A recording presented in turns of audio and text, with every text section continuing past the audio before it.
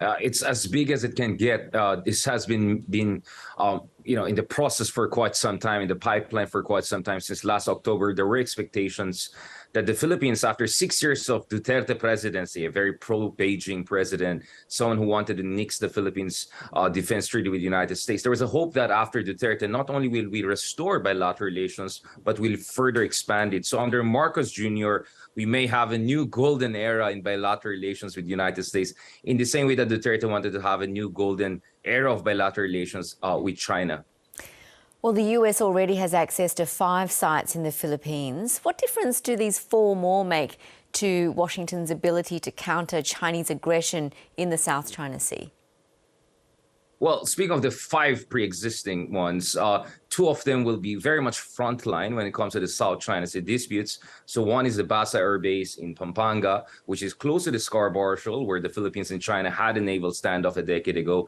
And the other one, of course, is in Bautista Air Base in Palawan, which is very close to the Spratly Group of Islands. The other ones are much more located close to the areas where we have militant extremism in places like Mindanao, counterterrorism, for instance. But the 4 additional ones, there has been no disclosure of where they're going to be located, but our suspicion is that they're going to be in the northernmost regions of the Philippines, very close to Taiwan. How close they're going to be, that's still a question that we have to resolve, because the Fuga and Mavulis Island in the Philippines, where we have naval bases, are just over 100 kilometers away from the southern shores of Taiwan.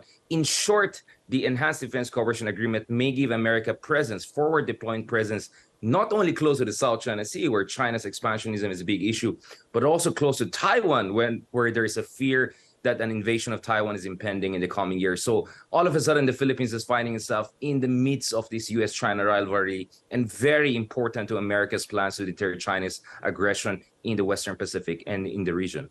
So you've talked about what the US gets out of this, but what does the Philippines get out of such an agreement? Timing is essential. Just a few weeks ago, Marcos Jr. was on his first state visit, and this was to China.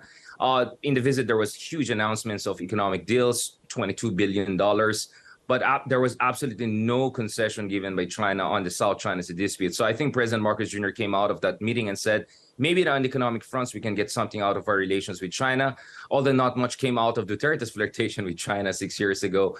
But on the geopolitical front, we didn't get much of a concession. So the hope by Marcos Jr. right now is, if the Chinese are not going to budge, then we really need America's help. And remember, this is all about deterrence, because the Philippines' own ability to push back against China is very limited. So I understand those people are critical of U.S. presence in the Philippines, but they cannot turn a blind eye to what China is doing to the Philippines. So as much as we want to be self-reliant and independent in dealing with China, the reality is that the asymmetry in power is just far too much for the Philippines to handle on its own. Therefore, this is about leveraging our alliance with the United States to push back against China as much as possible.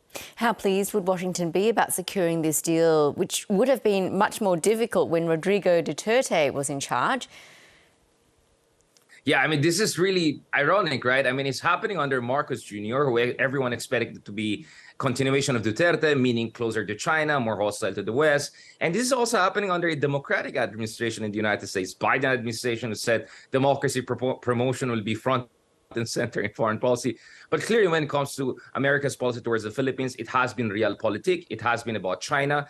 And it is more or less about, yes, we have concerns with the Marcos Jr., we have concerns with the Marcoses, but our priority is China here. So President Biden personally has reached out, has met on multiple occasions with Marcos Jr. They're expected to meet again in April this year in the White House. So this is really about personal diplomacy. This is about realpolitik. So the U.S. is getting the most it can get. So ironically, Marcos Jr.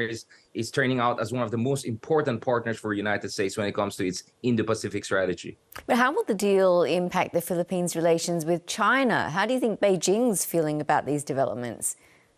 Right, they're definitely in a bind right now, because on the surface, Marcos Jr. is saying exactly the same thing that Duterte has been saying, which is, we're not going to allow our, disputes to be front and center in defining our relations. We want to be more self-independent. We don't want to be relying on the West. We want to diversify our relations. Marcos Jr. is saying all the right things that China wants to hear. But when it comes to actions of Marcos Jr., it's a complete different picture from what we saw under Duterte. So the problem for China right now is this: if they push the envelope and become more aggressive, the more Marcos Jr. will pivot towards the United States.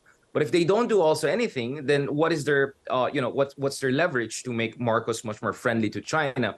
So I think what we're going to see in the coming months and weeks is indications by China that, perhaps they're going to say, we're not going to make big investments in the Philippines unless you do something about what you're doing with the U.S. If you go too far into the U.S. security embrace, then we're not going to make those big investments. So this is where the ball is in China's court. What are they going to offer Marcos Jr. to make sure Marcos Jr. doesn't go all the way into America's strategic embrace and become a pivotal part of America's integrated deterrence strategy? Just finally, what else was discussed during the meeting between the US Defence Secretary and the Philippine President? And also, how has this all been received by Filipinos? Yeah, of course. I mean, as far as majority of Filipinos are concerned, America is very favorable, has very favorable ratings, 70-80% of Filipinos in all surveys. There's, of course, a vocal minority who are against greater American presence for national independence concerns, and also those who want to have better relations with China. But the reality is this: for 6 years, Duterte flirted with China right and left. We really didn't get much out of it. $24 billion of investment, barely anything came out. In the South China Sea, the situation got worse for the Philippines. So I think the majority of public will support this. Now, it's not only the EDCA. The Philippines and US are going to have expanded massive military exercises in the coming months. We're talking about 16,000 troops in Balikatan. And not to mention, of course, Australia and Japan will be more and more present in these joint exercises. So this is not only about US and the Philippines. This is also about Australia, Japan, and the alliance structure in this region. Indeed, it impacts everyone in the region. Richard Heydarian, thank you so much for talking to us. Really appreciate it. Pleasure.